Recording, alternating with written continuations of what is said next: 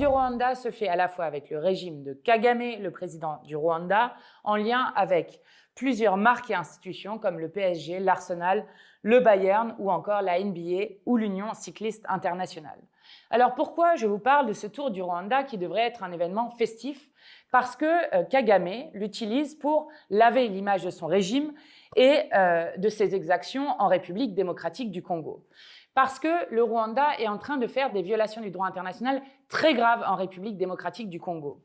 Le M23, qui est une milice directement soutenue par le Rwanda, continue d'avancer dans l'est de la République démocratique du Congo. Ils ont déjà pris la ville de Goma, 800 000 habitants, la ville de Bukavu avec 1,2 million d'habitants et ils continuent d'avancer au nord et au sud Kivu, menaçant directement 3 millions d'habitants dans les villes limitrophes. Avec, depuis vendredi, le Conseil de sécurité de l'ONU qui a condamné le Rwanda en lui demandant le retrait immédiat et sans condition de ses troupes en République démocratique du Congo. En République démocratique du Congo, il y a un conflit qui dure depuis des décennies, depuis les années 90, avec 6 millions de morts en République démocratique du Congo et en 2023, le record mondial de déplacés internes avec 7 millions de personnes déplacées à l'intérieur même du pays. Les rapports qui ont été faits notamment par l'ONU parlent de crimes de guerre, de crimes contre l'humanité, de viols et de violences sexuelles de masse, de torture et même de disparitions forcées.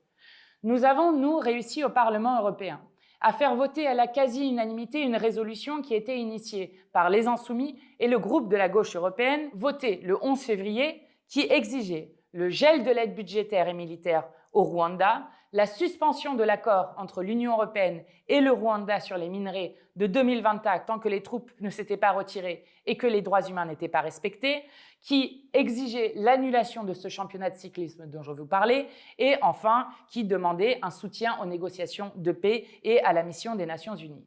En octobre dernier, c'est Jean-Luc Mélenchon, Nadège Amomangoli, Arnaud Le Gall et Carlos Martins Bilongo qui s'étaient rendus dans le pays afin d'alerter sur la situation. Il faut maintenant des actes. Nous exigeons que la France déclare un embargo sur les exportations de minerais.